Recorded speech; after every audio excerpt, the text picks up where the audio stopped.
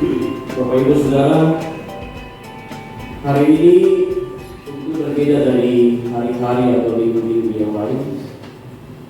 Itu terlihat dari gereja kita sudah di depan sudah ada pohon, dan mungkin juga gereja sudah ada kayak kemarin agak putih kuning, mungkin karena ada musim karena kuning. Dan sekarang berubah jadi biru. Suasananya berbeda dan saya tidak percaya bahwa suasana hati juga berbeda.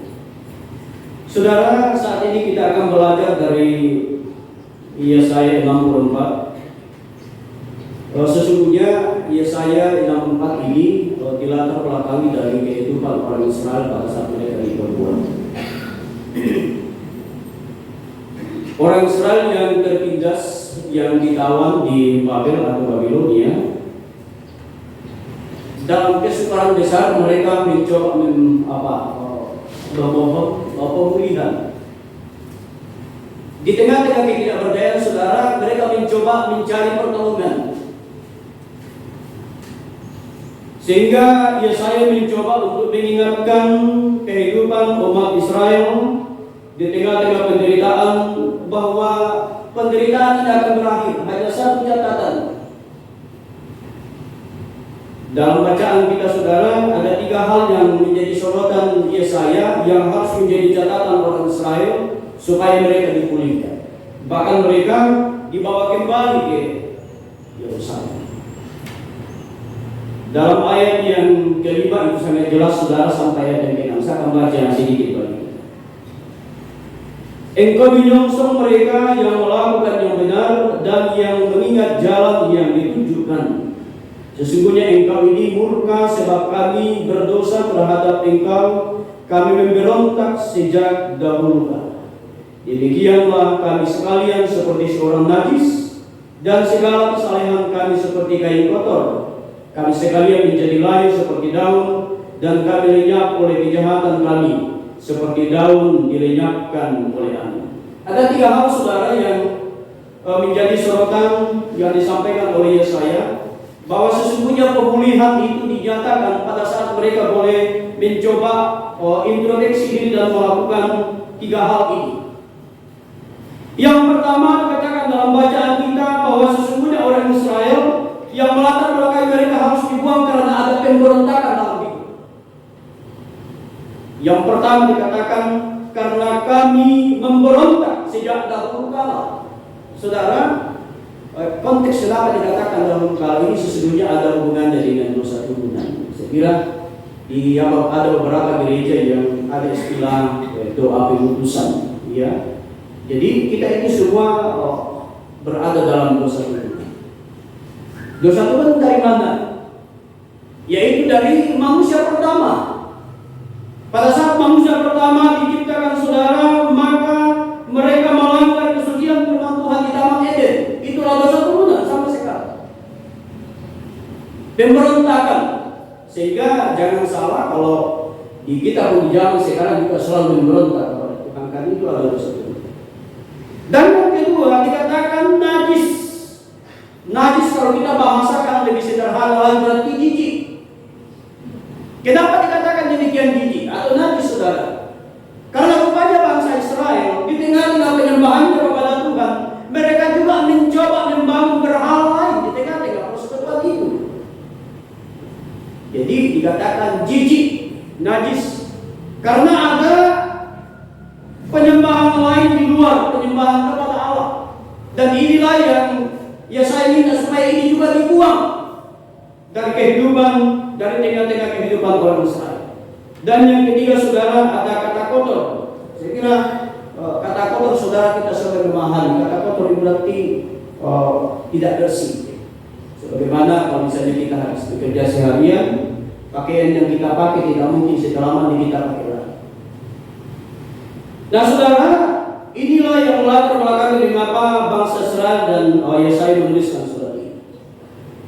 Dikatakan bahwa akan ada pemulihan terjadi hingga Advent. Jadi sekarang ini saudara, kita semua dalam minggu-minggu Advent yang dimulai dari Advent pertama sampai 4 minggu ke depan. Tapi saudara, pertanyaannya bagi kita adalah, apakah kita paham apa itu Advent? Yang secara umum dipahami orang Kristen, Advent adalah masa penantian. Itu umum diketahui, saudara.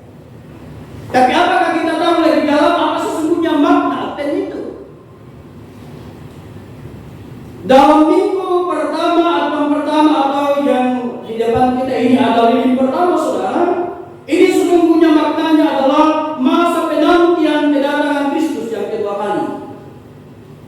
Jadi kalau lilin pertama menyala, itu mengingatkan kita bahwa kedatangan Tuhan yang kedua kali sebagai hakim.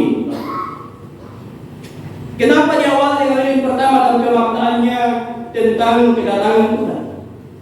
Itu mengingatkan kita, saudara, supaya di dalamnya ada pengakuan dosa, introspeksi diri sebelum masuk dalam hari-hari Natal yang akan kita saksikan. Saudara, saya mengatakan bahwa salah satu yang mulai agak bergeser dalam kehidupan iman Kristen sekarang adalah dalam soal pemahaman tentang hari Natal.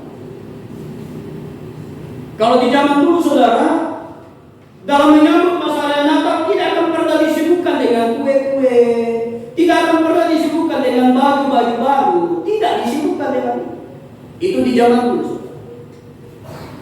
Yang mereka siapkan adalah bagaimana mengumpulkan keluarganya dan mereka doa bersama dalam menyambut masalah Natal. Dan saya masih ingat sekali di zaman dulu saya sudah ada. Zaman 80-an saya sudah ada, 90-an itu masih kental sekali. Itu biasanya kalau di kampung-kampung seperti ini. Jadi saya ingat zaman dulu orang tua, kalau sudah masuk dalam Advent pertama, misalnya persiapan besok Advent, pokoknya itu malam kumpul semua keluarga di rumah. Masing-masing keluarga besar kumpul di satu rumah, dan mereka melakukan doa bersama, menyanyi bersama. Walaupun tidak ada khotbah, dia hanya membaca Alkitab saja, dikirim, tidak ada khotbah di dalamnya, karena zaman dulu agak susah untuk khotbah. Tapi paling tidak dia membaca Alkitab dan mereka berdoa. Ini menandakan bahwa sungguh ada kesiapan hati dalam menyambut masalah Natal. Tapi di zaman sekarang, saudara, ini mulai agak bergeser, karena sekarang justru yang nomor satu dalam kehidupan orang percaya adalah bagaimana disibukkan dengan kue macam apa yang saya harus siapkan, baju seperti apa yang saya harus siapkan. Bahkan mungkin ada di antara kita, saudara, yang 1 bulan yang lalu sudah jahit baju. Tapi tidak ada di dunia yang pas masalah Natal itu masih loyal masuk gereja. Kalau orang ini tidak ada. Sederhana. Saya kira saudara itu wajar. Ya, itu saya tidak katakan salah. Itu beda. Karena itu bagian dari penampilan kita menunjukkan yang terbaik. Tapi yang saya katakan adalah yang salah adalah pada saat kedekatan kita kepada Tuhan, dia hati yang tulus kepada Tuhan, itu nomor 2. Ini yang saya katakan salah. Jangan sampai gara-gara kita disibukkan dengan kue, mau kita 12 macam warnanya, 12 macam rasanya, mau pakaiannya, ibadah persiapannya beda, Natalnya beda, perayaannya beda, Natal keduanya beda. Nah, ini yang aneh. Makanya diawali dengan sebuah perkataan makna pertama adalah menyambut kedatangan Kristus. Kalau saya mau bahasakan ada sederhana, supaya kita dikasih tahu bahwa datang Tuhan, siapkan diri kita. Supaya apa? Supaya jangan orang larut hanya kepada Natalnya saja, tapi lagi kepada mempersiapkan diri, berjaga-jaga dan berdoa karena besok Tuhan datang. Kadang-kala, saudara, kalau kami kunjungan ke jemaat, biasa tiba-tiba anggota jemaat bilang begitu, kenapa tidak bilang-bilang dulu Pak Pimpinan kalau datang? Saya bilang, kan saya tahu, kalau saya tanya pulang pasti saya sudah tahu. Paling tidak siapkan mungkin minum, pergi dulu belanja ke Indomaret atau kemana, kan dia siapkan dulu, karena tidak enak dia kamu datang atau lagi sudah. Kan begitu. Kalau kita tahu dia mau datang, disiapkan semua.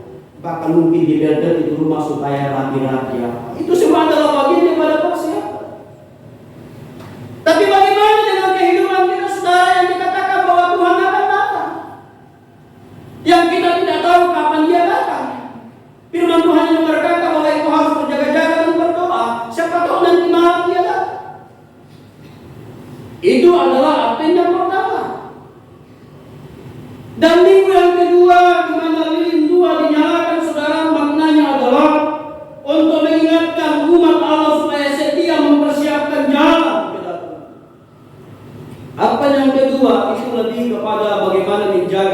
kesetiaan kita.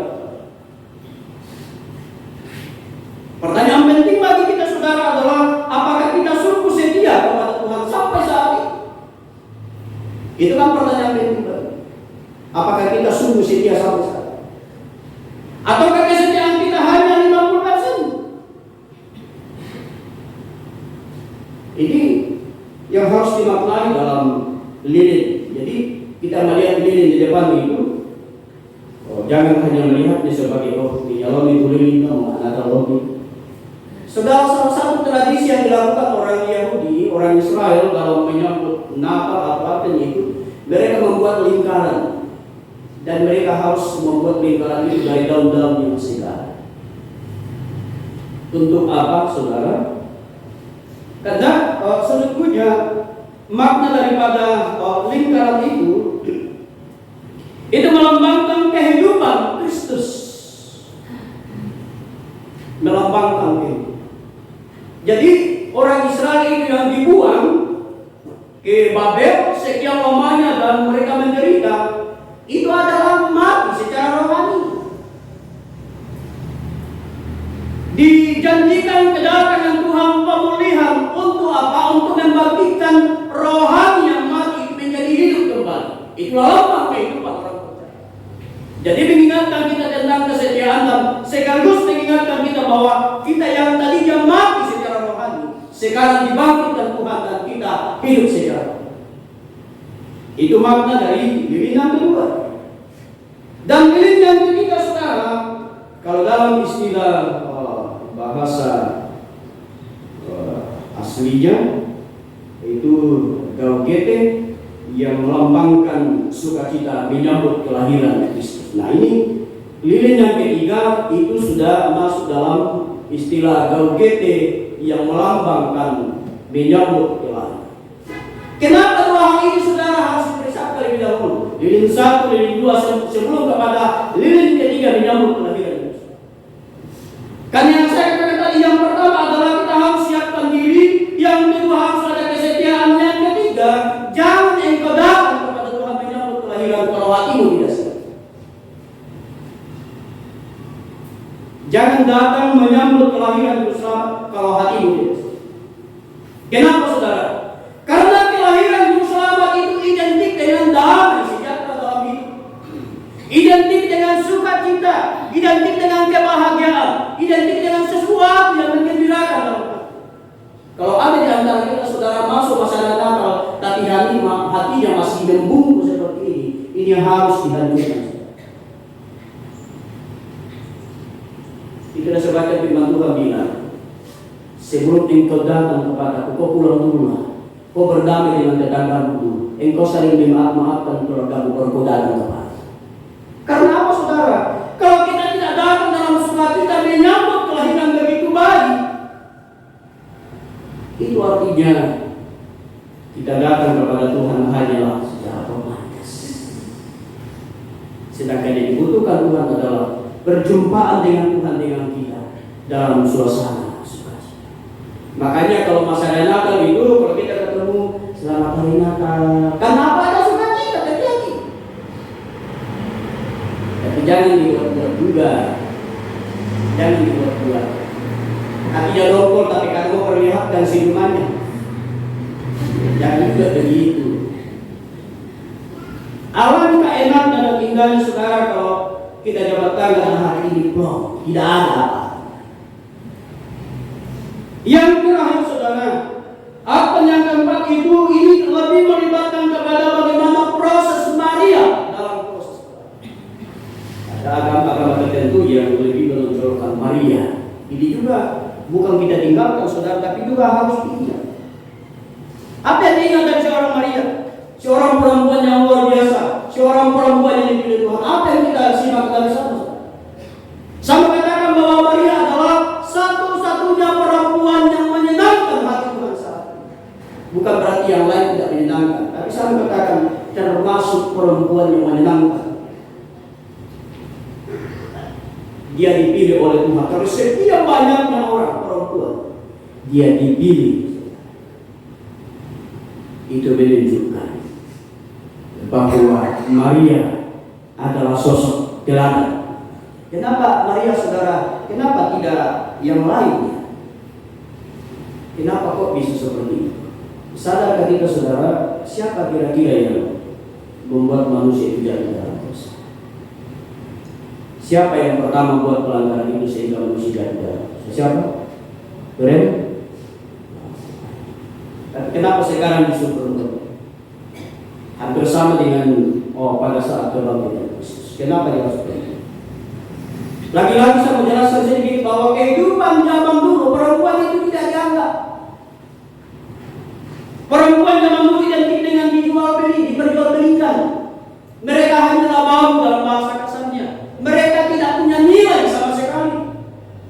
Maka Yesus lahir supaya pemisahan itu tidak ada lagi. Tidak ada namanya laki-laki yang di atas ketimbang perempuan, tidak ada.